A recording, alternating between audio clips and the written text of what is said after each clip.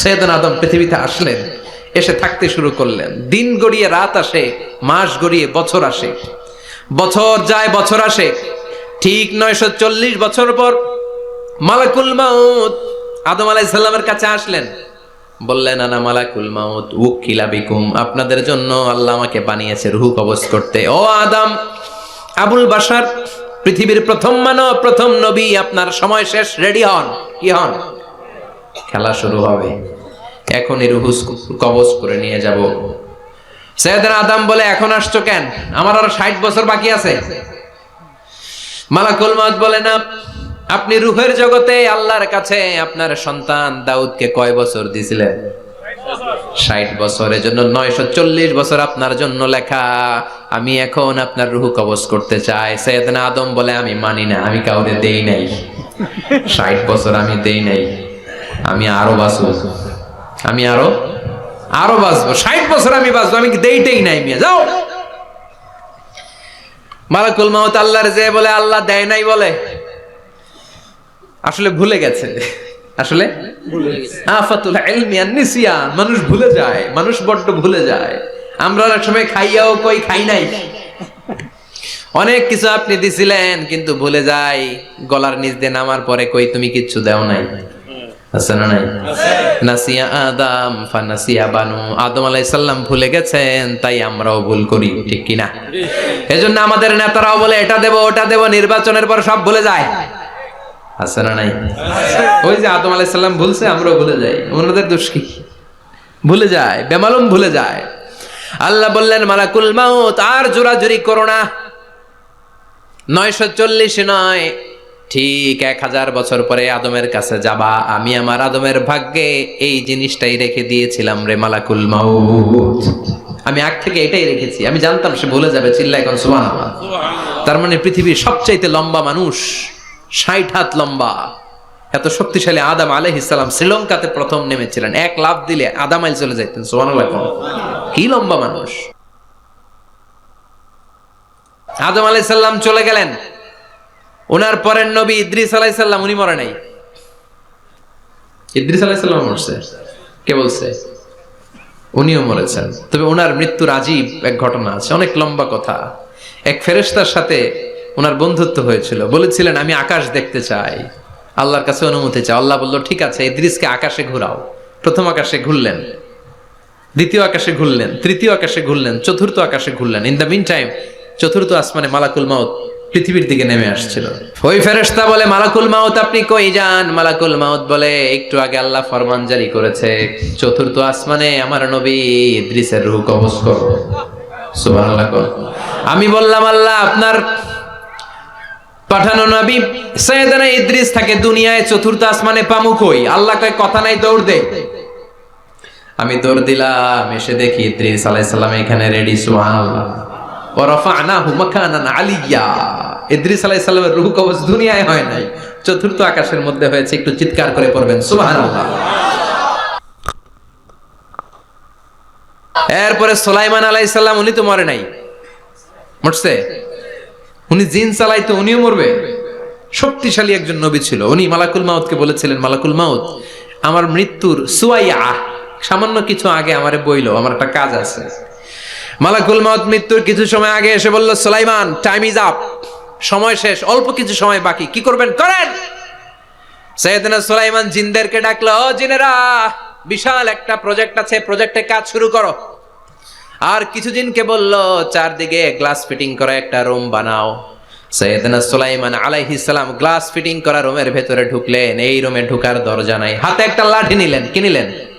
লাঠির মধ্যে ভর করে দাঁড়িয়ে রইলেন আর জিনদের দিকে তাকিয়ে রইলেন।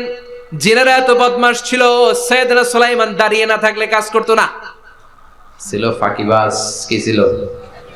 দাঁড়ায় না থাকলে আজও লোকজন কাজ করতে চায় না, ঠিক কিনা? মালিক দাঁড়ায় থাকলে ঠিকই কাজ হয়ে যায়। সুলাইমান আলাইহিস সালাম লাঠির মধ্যে ভর দিয়ে দাঁড়িয়ে রইলেন আর বললেন, কাজ করো। জিনেরাও কাজ শুরু করলো। ওদিকে মালাকুল মাউত এসে বলে, ও সুলাইমান সময় তো শেষ। সুলাইমান বলে, সমস্যা নাই, রূহ কবজ করেন। উনি লাঠির মধ্যে ভর দিয়ে দাঁড়িয়ে রইলেন। গ্লাস ফিটিং করা রুমের ভিতরে কোরআন সাক্ষী। মালাকুল মাউত ওইভাবে লাঠিতে ভর দেওয়া অবস্থায় দাঁড়ানো অবস্থায় সাইয়েদনা সুলাইমান আলাইহিস সালামের রূহ কবজ করে নিলেন। উনি এমন ভাবে দাঁড়িয়েছেন, রূহ চলে গেল, লাশ হয়ে দাঁড়িয়ে রইলেন। লাঠির মধ্যে দাঁড়িয়ে আছেন, জমিনের মধ্যে লুটিয়ে পড়ে নাই। সুবহানাল্লাহ। জিনগুলো দূর থেকে ভাবলো বস তো দাঁড়ায় আছে। কে দাঁড়ায় আছে? জিনেরা মনে করছে বস দাঁড়ায় আছে, কাজ করতে হবে। করতে করতে পুরা প্রজেক্টের কাজ শেষ। ইন দ্য মিন টাইম ঝিঝি পোকা, উই পোকা, যেই পোকা কাঠ খেয়ে ফেলে, এই কাঠ খাওয়ার পোকা সুলাইমান আলাইহিস সালাম লাঠির ভেতরে ঢুকে লাঠিও খেয়ে ফেলেছে। সাইয়েদনা সুলাইমান আলাইহিস সালাম ধপাস করে জমিনে পড়েছে। আর জিনেরা কয় হায় হায়, খালি খালি কাম করছে এতদিন। সুবহানাল্লাহ কইবেন না? সুলাইমান আলাইহিস সালাম বাঁচতে পারে নাই, চলে গেলেন।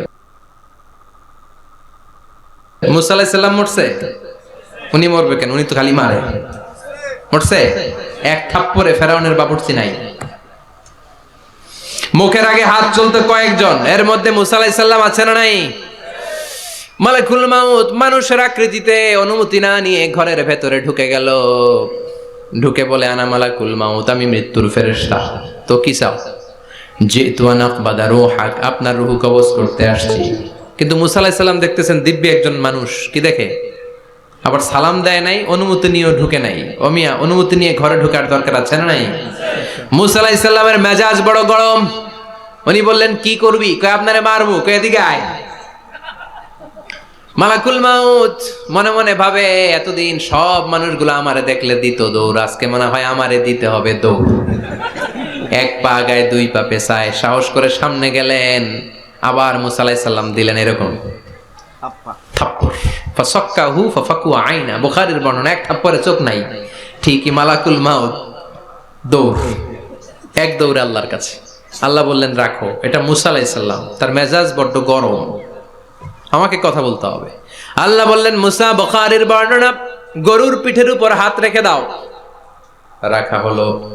তোমার হাতের নিচে গরুর যত পশম, প্রত্যেক পশমের বিনিময়ে এক এক বছর করে হায়াত বাড়িয়ে দিলাম। মুসা আলাইহিস সালাম অনেক চালাক নবী। উনি বললেন আল্লাহ, আমার হাতের নিচে যদি গরুর 2000 পশম থাকে, তার মানে 2000 বছর হায়াত বাড়িয়ে দিলেন। কিন্তু এক্সট্রা হায়াত যখন শেষ হয়ে যাবে এরপরে কি হবে? আগে ওইটা বলেন। আল্লাহ বললেন সুম্মাল মাউত, তারপরে তো মুসা মরতেই হবে, আসতেই হবে। সাইয়েদনা মুসা আলাইহিস সালাম বললেন ফাল আনা, তাহলে আর দেরির দরকার নাই, এখনই আমি আপনার কাছে চলে যেতে চাই। মালাকুল মাউত মুসা আলাইহিস সালামের রূহ নিয়ে উড়াল দিলেন। সুবহানাল্লাহ। বাঁচতে পারছে? বিশ্বনবী মরে নাই, উনি ইন্তেকাল করেছেন। চিল্লায় এখন ঠিক কিনা? ইন্তেকালের আগে বিশ্বনবী প্রচন্ড অসুস্থ হলেন। মা আয়েশারে ডেকে বললেন, আয়েশা মনে হয় আমি বাঁচবো না। ওই যে খায়বার বিজয়ের দিন, খায়বার দুর্গ বিজয় করার পরে এক ইহুদি মহিলা আমারে দাওয়াত দিয়েছিল। ওই দাওয়াত খেতে যাওয়ার পরে গোশতের মধ্যে বিষ মাখানো হয়েছিল রে আয়েশা। ওই বিষ মাখানো খাসির গোশত খেয়ে যে ব্যথা আমার পেটে উঠেছিল, আজ আবার সেই ব্যথা উঠেছে। বিশ্বনবী ওই বিষ খাওয়ানো গোশতের কারণে ইন্তেকাল করেছেন। তার মানে বিশ্বনবী শাহীদ। জামা আল্লাহু বাইনা নবুওয়া ওয়া শাহাদা, আল্লাহ বিশ্বনবীকে শুধু নবী বানায় নাই, শহীদ হিসেবে কবুল করেছে। সুবহানাল্লাহ কইবেন না? প্রচন্ড অসুস্থ, উনি ছাড়া মসজিদে নববীতে কেউ ইমামতি করার সাহস পায় না। বিশ্বনবী বললেন আবু বকর তুমি যাও, আবু বকরও যায় না। বিশ্বনবী বললেন পানি আনো।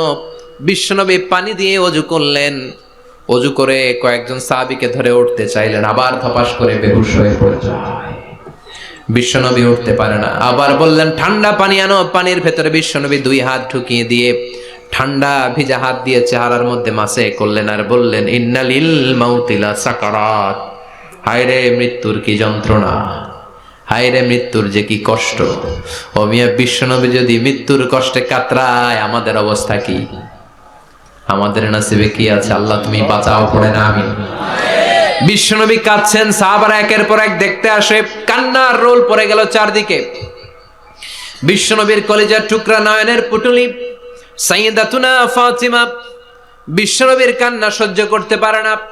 বিশ্বনবীকে ধরে ফাতিমা, সাইয়্যিদাতুনা ফাতিমা বিলাপ করা শুরু করে দিলেন, চিৎকার দিয়ে কান্নাকাটি শুরু করে দিলেন আর বললেন ওয়া কুরবাবা, ওয়া কুরবাবা, হায় হায় আমার বাবার কি কষ্ট, আমার বাবার কি কষ্ট হচ্ছে। বিশ্বনবী বললেন ফাতেমা তুমি কেঁদো না, আমার কষ্ট আজকের পরে আর থাকবে না। আজকে তোর বাবার সব কষ্ট বন্ধ হয়ে যাবে। কি যেন কানে কানে বললেন, ফাতেমা আরো কেঁদে দিল। আবার কানে কানে কি যেন বললেন, ফাতেমা হেসে দিল। বিশ্বনবীর ইন্তেকালের অনেক পর মা আয়েশার কাছে ফাতেমা বললেন, আমি যখন প্রথমে কেঁদেছিলাম আব্বা বলেছিল আমি আর বাঁচবো না রে ফাতেমা। আবার কানে কানে একটা কথা বলার পরে হেসেছিলাম, আব্বা বলেছিল আমার পরে আমার পরিবার বর্গের মধ্য থেকে সর্বপ্রথম তোমার সাথে আমার দেখা হয়ে যাবে রে ফাতেমা। অল্প কয়েক মাসের ব্যবধানে সাইয়েদাতুনা ফাতেমা উনিও ইন্তেকাল করলেন। বিশ্বনবী শোয়া থেকে উঠতে পারে না। এক সাহাবীকে দেখলেন মেসওয়াক করছে। বিশ্বনবী মেসওয়াকের দিকে তাকিয়ে রইলেন। বিশ্বনবীর নিথর দেহটা পড়ে আছে। আয়েশারা যে বলবে আয়েশা মেসওয়াক দাও, বলতে পারে না। মা আয়েশা বুঝতে পেরে মেসওয়াক আনলেন, বিশ্বনবীকে মেসওয়াক করিয়ে দিলেন। এবার বিশ্বনবী বললেন, ও আবু বকর শোনো, আল্লাহ আমাকে অপশন দিয়েছে। কি দিয়েছে? আল্লাহ বলেছে নবী আজীবন থাকতে চাইলে থাকেন, আর আসতে চাইলে চলে আসেন। আমি থাকতে না চেয়ে আল্লাহর কাছে চলে যাওয়ার ইচ্ছা করলাম। সাইয়েদনা আবু বকর কান্না জুড়ে দিলেন। বিশ্বনবী বললেন, আসসালাত আসসালাত, ও আমার উম্মতেরা নামাজ তরক করো না। ইন্তেকালের আগে বললেন নামাজ ছেড়ে দিও না। আর বললেন ওয়ামা মালাকাত আইমানুকুম, তোমাদের অধীনস্থ কর্মচারীদের সাথে খারাপ আচরণ করো না। ঘাম শুকানোর আগে পয়সা দিয়ে দিও।